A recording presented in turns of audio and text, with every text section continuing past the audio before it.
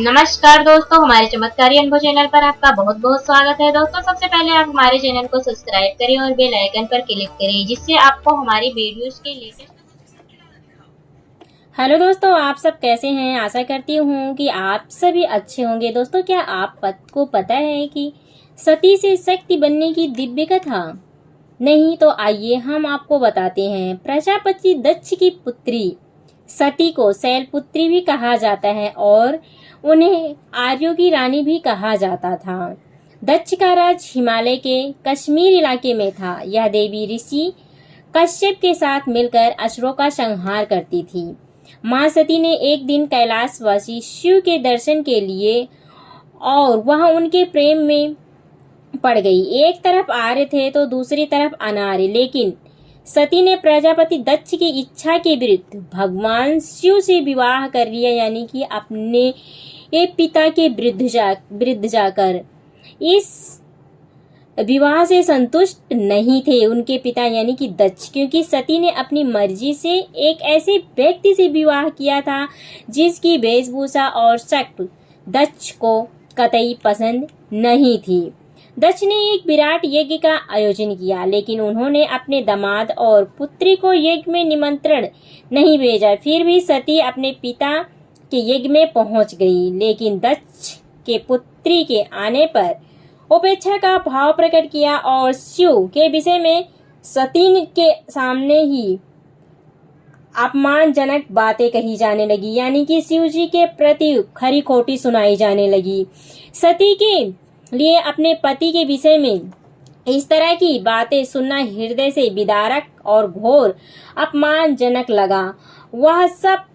वह बर्दाश्त नहीं कर पाई और इस अपमान की कुंठावश यानी कि क्रोध होकर उन्होंने यज्ञ में कूदकर अपने प्राण त्याग दिए। सती को दर्द इस बात का भी था कि वह अपने पति के मना करने के बावजूद इस यज्ञ में चली आई थी और अपने 10 शक्तिशाली रूप बताकर डराकर पति शिव को इस बात के लिए विवश कर दिया था। उन्हें सती को कहा जाने की आज्ञा देनी पड़ी। पति के प्रति खुद के द्वारा किए गए ऐसा व्यवहार और पिता द्वारा पति का किया गया अपमान सती बर्दाश्त नहीं कर पाए और यज्ञ कुंड में कूद गई। बस यही इसे सती के शक्ति बनने की कहानी शुरू हुई। इसके बाद मां ने 9 जन्मों की कहानी भी शुरू की। खबर सुनते ही शिवजी ने वीरभद्र को भेजा, जिसने दक्ष का सर काट दिया। इसके बाद दुखी होकर सती के शरीर को अपने सिर पर धारण कर शिव ने तांडव नृत्य किया। पृथ्वी समेत तीनों लोकों को व्याकुल देखकर भगवान विष्णु अपने सुदर्शन चक्र द्वारा सती के शरीर के टुकड़े करने शुरू कर दिए। इस तरह से सती के शरीर जो हिस्सा और धारण के आभूषण जहां जहां गिरे वहां वहां शक्तिपीठ अस्तित्व में आ गए। देवी भगवान में 108 शक्ति पीठों का जिक्र है तो देवी गीता में 72 शक्ति पीठों का जिक्र मिलता है। देवी पुराण में 51 शक्ति पीठों की चर्चा की गई है। वर्तमान में भी 51 शक्ति पीठ भी पाए जाते हैं, लेकिन कुछ शक्ति पीठों का पाकिस्तान, बांग्लादेश और श्रीलंका में होने का कारण अस्तित्व खतरे में है। सती ही शक्ति है। शक्ति के सृजन होते ही और शक्ति से ही विध्वंस। वेद कहते हैं शक्ति से ही यह ब्रह्मांड चलाया जा रहा है। शरीर या मन में यदि शक्ति नहीं तो शरीर और मन में क्या उपयोग। शक्ति के बल पर ही संसार में विद्यमान है। शक्ति ही ब्रह्मांड की ऊर्जा है।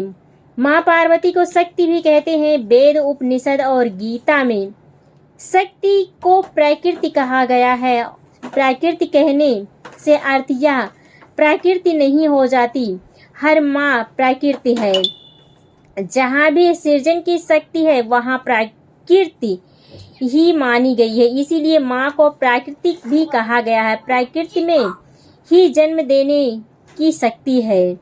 अनादिकाल की परंपरा में माँ के रूप में और उनके जीवन रहस्य को बहुत ही विरोधाभासिक बना दिया। वेदों ब्रह्मांड की शक्ति को चिद या प्रकृति कहा गया है। गीता में इसे परा कहा गया है। इसी तरह प्रत्येक ग्रंथों में इस शक्ति को अलग अलग से नाम से जाना जाता है, लेकिन इसका शिव ही की अर्धांगिनी माता पार्वती से कोई संबंध नहीं है।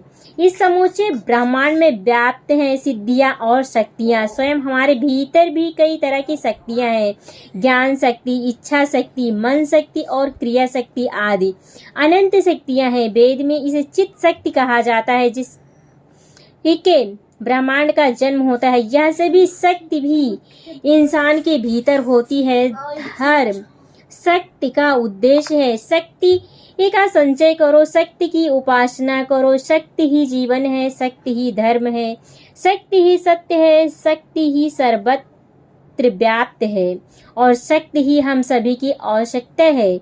बलवान बनो, वीर बनो, निर्भय बनो, स्वतंत्र बनो और धर्मशाली शक्तिशाली बनो, तभी तो नाथ और शाक्त संप्रदाय के साधक शक्तिमान बनने के लिए तरह तरह के योग और साधना लोग करते हैं।